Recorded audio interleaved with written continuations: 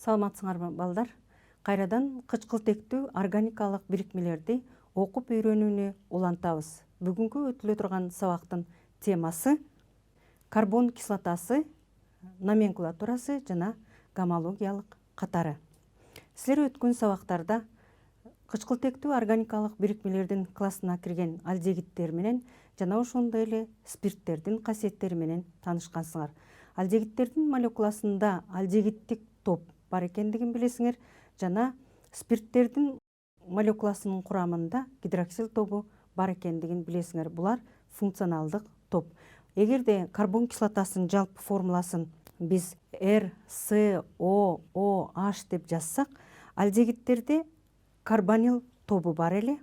Ал эми бул карбонил тобу CO, ал эми OH деген бул гидроксил тобу болчу.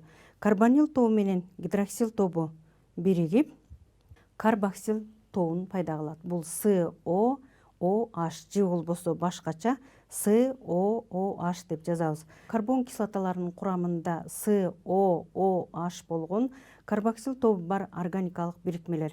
Радикалдар чектүү, чексиз жана ароматтык углеводороттор болот. Эгерде карбон кислотасынын жалпы формуласын RCOOH деп белгилеп жазсак, карбон кислоталары башка органикалык эмес кислоталар сыяктуу кислота калдыгынын терс ионуна жана суутектин оң ионуна диссоциацияланат. Суутектин оң ионуна диссоциациялангандыктан лакмустун өңүн кызыл түскө өзгөртөт. Бул карбон кислоталарынын шар өзөк модели көмүртек, суутек жана кычкылтектин атомдору ар түрдүү түс менен белгиленген. Карбон кислотасы жаратылышта кеңири кездешет. Карбон кислоталары бар заттар кычкылдаамды берет. Алар лимондо лимон кислотасы, алмада уксус кислотасы, ошондой эле козу кулакта козу кулак кислотасы, кумурскада кумурска кислотасы, айранда сүт кислотасы, ошондой эле валериан чөбүндө валериан кислоталары бар. Демек, органикалык кислоталар жаратылышта кездешет. Ал эми органикалык эмес кислоталар булар жаратылышта кездешпейт. Химиялык өнөр жайларда өндүрүлүп алынат. Мисалы, күкүрт кислотасы жана азот кислотасы. Бул кислоталар диссоциацияланганда суутектин оң ионуна жана кислота калдыгынын терс ионуна диссоциацияланат. Ошол органикалык эмес кислоталар сыяктуу эле органикалык кислоталар дагы диссоциацияланганда кислота калдыгынын терс ионуна, бул карбоксилат иону деп аталат, жана суутектин оң ионуна диссоциацияланат. Бул кислоталардын жалпылыгы диссоциацияланган учурда суутектин оң ионунун пайда болгондугу болуп саналат. Органикалык эмес кислоталар дагы лакмустун өңүн кызыл түскө өзгөртөт. Органикалык кислоталарды биринчи жолу швед окумуштуусу Карл Шелле аныктап, 10 чакты органикалык кислоталардан лимон кислотасын, козу кулак кислотасын жана сүт кислотасын бөлүп алган. Кислоталардын классификациясы: карбон кислотасы курамындагы функционалдык тобуна карата же болбосо карбоксил тобуна карата бөлүнөт. Эгерде карбон кислоталарынын жалпы формуласын RCOOH М жолу десек, анда М бул карбоксил тобунун саны. Карбоксил тобунун санына жараша, эгерде М барабар 1 болсо, анда бир негиздүү карбон кислоталары болуп эсептелет. Буларды монокарбон кислотасы деп атайбыз. Алардын жалпы формуласы RCOOH. Ал эми экинчи М барабар 2 болгондо 2 негиздүү карбон кислоталары деп аталат. Анда дикарбон кислотасы деп аталып, формуласы RCOOH жана COOH болуп эсептелет. 2 карбоксил тобу бар. Үчүнчү М барабар 3 болгондо анда 3 негиздүү карбон кислотасы болуп эсептелет дагы, трикарбон кислотасы деп аталат. Трикарбон кислотасына мисал катары лимон кислотасын айтсак болот. Ошондой эле дикарбон кислоталарынын өкүлдөрүн карап көрөлү. Дикарбон кислотасы 2 негиздүү кислоталар. Булар М барабар 2 болгондогу кислоталар. Бул кислотага 2 карбоксил тобу бар кислота. Бул козу кулак кислотасы. Курамын карасаңар, карбоксил тобунан экөө. Козу кулак кислотасы диссоциацияланганда оксалат ионуна С2 O4- жана ошондой эле 2 суутектин оң ионуна диссоциацияланат. Ошондой эле 2 негиздүү карбон кислоталарына мисал катары глутар кислотасы жана радикал ароматтык углеводород болгон жана 2 карбоксил тобу бар органикалык кислота бул ортофталь кислотасы болуп саналат. Бул 2 негиздүү чектүү карбон кислоталары болуп эсептелет. Карбон кислоталары башка органикалык бирикмелер сыяктуу эле спирттер, альдегидтер, башка углеводороддор сыяктуу эле гомологиялык катарга ээ. Гомологиялык катар деген бири-биринен CH2 тобу менен айырмаланган катарды айтабыз. Анда мына ошол карбон кислоталарынын гомологдорун карап көрөлү. Карбон кислотасынын жалпы формуласы CnH2n плюс 1 COOH. N барабар 0 же 0дон чоң болуш керек. Ал үчүн биринчи кислотанын формуласын жазабыз биринчи графага, экинчи систематикалык номенклатура боюнча аталышын, андан кийин тривиалдык аталышы же тарыхый аталышын жазып көрөлү. Эгерде N барабар 0 болсо, анда HCOOH болгон зат келип чыгат. Бул заттын курамында бир көмүртеги бар. Ошондуктан чектүү углеводороддор сыяктуу бир көмүртеги бар затты метан деп атайбыз. Мына ушул метан деп аталышка кислотасы деген сөздү кошуп жазсак, анда бул заттын аты метан кислотасы. Тарыхый аталышы бул кумурска кислотасы. Анткени метан кислотасы кумурскадан алынган. N барабар 1 болгондо, анда CH3 COOH деген заттын формуласы келип чыгат. Бул заттын курамында 2 көмүртеги болгондуктан бул заттын аты этан кислотасы. Ал эми тарыхый аталышы бул уксус кислотасы деп аталат. N барабар 2 болгондо, анда курамында 3 көмүртеги бар. CH3 CH2 COOH болгон заттын формуласы келип чыгат. 3 көмүртеги бар заттарды пропан деп атаганбыз. Мына ошондуктан пропанга кислотасы деген сөздү кошсок, пропан кислотасы. Ал эми тарыхый аталышы пропион кислотасы деп аталат. 3 болгон учурда курамында 4 көмүртеги бар карбон кислотасын алабыз. Бул зат бутан кислотасы, тарыхый аталышы май кислотасы деп аталат. Балдар, мына ушул карбон кислоталарынын гомологиялык катарын андан ары улантып өзүңөр дептериңерге жазып койсоңор. Биз карбон кислотасынын кислота калдыктары кандайча аталат? Мына ошону карап көрөлү. Кислота калдыктарынын аталышы. Кислота калдыгынын аталышы жана ошол кислота кайсы продуктыларда бар экендигин жазабыз.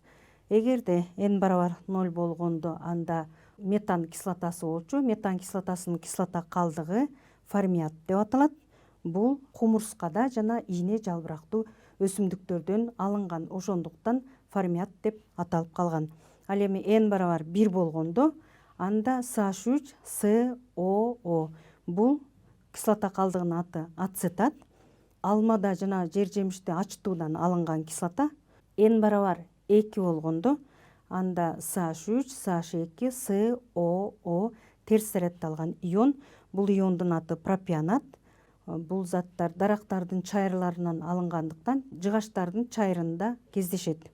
N барабар 3 болгондо, анда 4 көмүртеги бар карбон кислотасынын кислота калдыгы бул бутират деп аталат.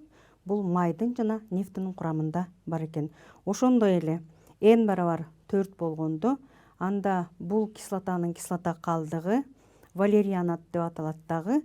Бул кислота валериан чөбүнүн жалбырагында жана тамырында кездешет. Ошондой эле N барабар 5 болгондо алынган кислота калдыгы капронат деп аталат.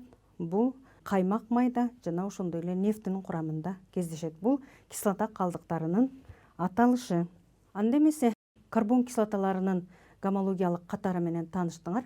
Карбон кислоталарынын физикалык касиетин карап көрөлү. Карбон кислоталары кумурска кислотасы, уксус кислотасы жана курамында көмүртек 9дан 19го чейин болгон карбон кислоталары суюк абалында, газ абалындагы карбон кислоталары жок. Анткени карбон кислоталарынын молекулалары суутектик байланыш менен байланышкан. Ал эми С10дон 21ге чейинки көмүртеги бар карбон кислоталары каттуу абалында. Булардын молекулалык массалары өскөн сайын сууда эригиштиги начарлайт. Ал эми кайноо температурасы жогорулайт экен. Анда эмесе карбон кислоталарынын сууда эригиштүүлүгүн салыштыруу үчүн тажрыйбага көңүл бурсаңар. Карбон кислоталарынын сууда эригиштүүлүгүн салыштыруу үчүн уксус кислотасын, май кислотасын жана ошондой эле стеарин кислотасын алабыз. Стеарин кислотасы каттуу кислота. Биринчи пробиркага уксус кислотасын куюп алабыз. Уксус кислотасы түссүз, суюк абалында, мүнөздүү жыты бар. Ал эми экинчи пробиркага май кислотасын куюп алабыз. Май кислотасы дагы суюк абалында. Ал эми үчүнчү пробиркага стеарин кислотасын салабыз. Анткени стеарин кислотасы каттуу кислота. Ошондуктан стеарин кислотасынын бир аз бөлүгүн пробиркага салып алабыз. Андан кийин бул кислоталардын эригиштүүлүгүн билүү үчүн пробиркага сууну куябыз. Уксус кислотасы куюлган пробиркага сууну куйсак, анда уксус кислотасы сууда жакшы эрийт. Ал эми май кислотасы куюлган пробиркага сууну куйсак, май кислотасы дагы сууда жакшы эрийт. Ал эми стеарин кислотасы салынган пробиркага сууну куйсак, анда стеарин кислотасы жакшы эрибейт. Мына салыштырып көрсөңөр, демек стеарин кислотасы эрибейт. Ал эми лакмустун эритмесин таасир эткенде биринчи пробиркадагы уксус кислотасынын эритмеси, суудагы эритмеси лакмусту күлгүн кызыл түскө өзгөртөт. Ал эми экинчи пробиркадагы май кислотасынын суудагы эритмесине лакмусту тамчылатсак, бул дагы күлгүн кызыл түскө өзгөрөт экен. Ал эми үчүнчү пробиркада стеарин кислотасынын эритмесине лакмусту тамчылатсак, анда лакмустун өңү өзгөрбөй сыя көк түстө калат. Анткени стеарин кислотасы уксус кислотасына жана май кислотасына салыштырмалуу кислоталык касиети начар. Мына балдар, карбон кислоталарынын физикалык касиети боюнча тааныштыңар. Демек, карбон кислоталарынын молекулалык массасы өскөн сайын алардын эригиштүүлүгү начарлайт экен. Анда эмесе карбон кислоталарынын номенклатурасы, карбон кислоталар кандайча атала тургандыгын карап көрөлү. Карбон кислотасынын курамындагы радикалдар ацилдер деп аталат. Мына ушул радикалдардын дагы аталышы бар. Кумурска кислотасынын радикалы формил деп аталат. Ал эми уксус кислотасынын радикалы ацетил деп аталат. Пропан кислотасынын радикалы пропенил деп аталат.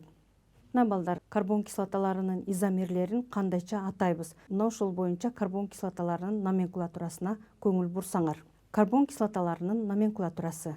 Карбон кислотасы бизге берилген, бул кислота, демек карбоксил тобу бар.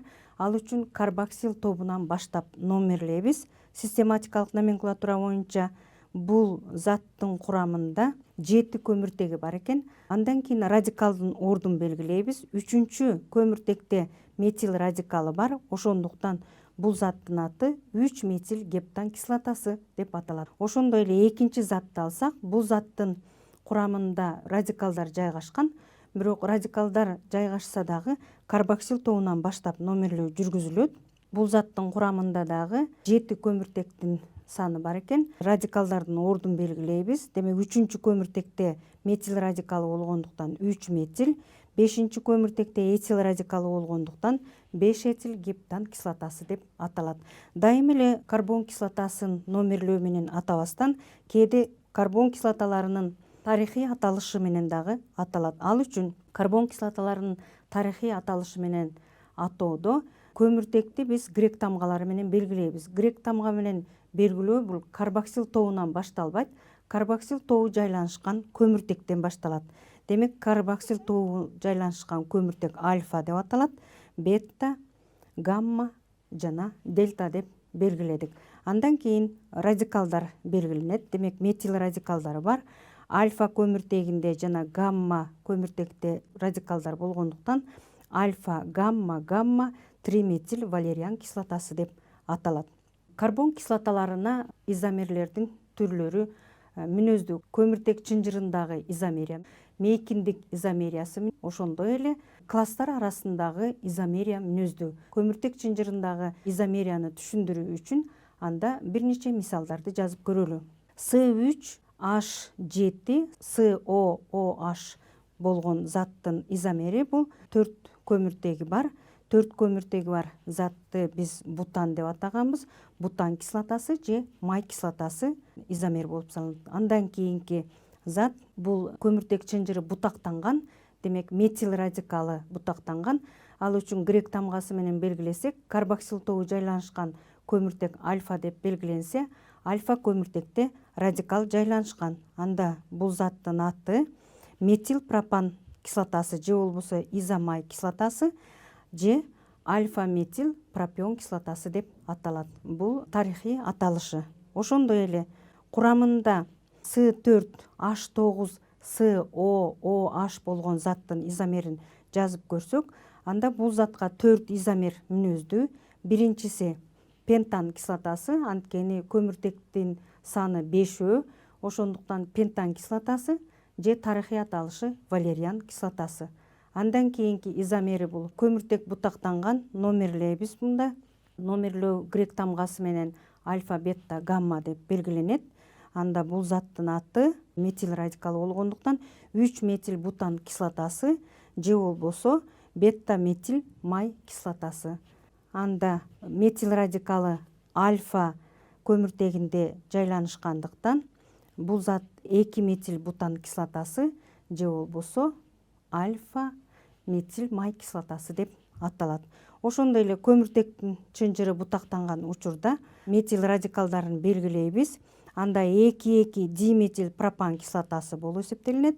Же болбосо грек тамгасы менен белгилесек, альфа диметил пропан кислотасы деп аталат экен.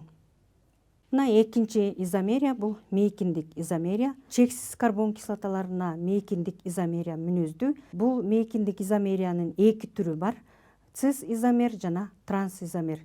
Алейн кислотасынын изомерлерин жазып көрөлү. Мына алейн кислотасы эгерде радикалдар тегиздиктин бир тарабында жайланышып калса, анда мындай изомерди биз цис изомер деп атаганбыз.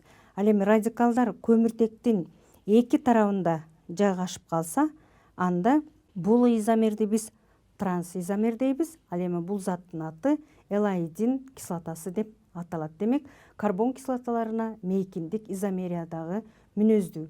Андан кийинки карбон кислотасына мүнөздүү болгон дагы бир изомериянын түрү бул класстар арасындагы изомерия. Уксус кислотасынын изомери, уксус кислотасынын структуралык формуласын жазабыз. CH3SOOH уксус кислотасынын изомери болуп, метил формят болуп саналат. Демек, метил радикалы метан кислотасынын эфири болгондуктан татаал эфир метил формят деп аталат. Метил формят уксус кислотасынын изомери болуп саналат. Демек, карбон кислотасына мүнөздүү болгон 3 түрдүү изомерия менен тааныштыңар. Көмүртек чынжырындагы изомерия, мейкиндик изомериясы жана ошондой эле класстар арасындагы изомерия мүнөздүү экен. Мына балдар, силер карбон кислотасынын гомологиялык катары, алардын физикалык касиети, булардын изомерлери боюнча маалымат алдыңар. Анда төмөнкү суроого жооп бергенге аракет кылсаңар. Берилген кислотанын аталышы кандай? Мына бул кислота берилген. Ушул кислотанын атын атап көрөлү. Биринчи 2,3 диметил гексан кислотасы, экинчи 2 метил 3 пропил бутан кислотасы, үчүнчү 3 метил гексан кислотасы, төртүнчү 3,3 диметил гексан кислотасы. Туура жооп. Туура жоопту алуу үчүн эң биринчи биз номерлейбиз. Эң узун көмүртектин эң узун чынжыры номерленет. Андан кийин радикалдар белгиленет. Экинчи жана үчүнчү көмүртекте метил радикалы болгондуктан бул тапшырманын туура жообу 2,3 диметил гексан кислотасы деп аталат экен. Андан кийинки суроо. Төмөнкү заттардын кайсынысы чексиз карбон кислотасы деп аталат? Мына заттардын формулалары берилген. Бул заттардын формулаларын биз А, Б, В, Г деп белгилесек, анда кайсынысы чексиз карбон кислотасы болуп саналат? Чексиз карбон кислотасы болуш үчүн молекулада кош байланыш болуш керек. Жооптор биринчи А Б, экинчи А В, үчүнчү А Г, төртүнчү Б В. Демек туура жооп Б В экен. Туура жоопту далилдөө үчүн чексиз карбон кислоталарын атап коелу. Демек Б заты бул 2 метил пропен 2 кислотасы, анткени экинчи көмүртекте кош байланыш жайланышкан. Ал эми В заты болсо бутен 3 кислотасы. Демек бул дагы чексиз карбон кислотасы болуп эсептелинет экен. Бүгүнкү сабакта силер менен карбон кислотасынын жалпы мүнөздөмөсүнө токтолдук. Ошондой эле карбон кислотасынын гомологиялык катарына жана изомерлеринин номенклатурасына, карбон кислоталарынын изомерлерине, кандай изомерлер мүнөздүү экендигине токтолдук. Ошондой эле карбон кислоталарынын классификациясына токтолдук. Мына ушуну менен бүгүнкү сабакты аяктайбыз. Кайрадан көрүшкөнчө саламатта болгула.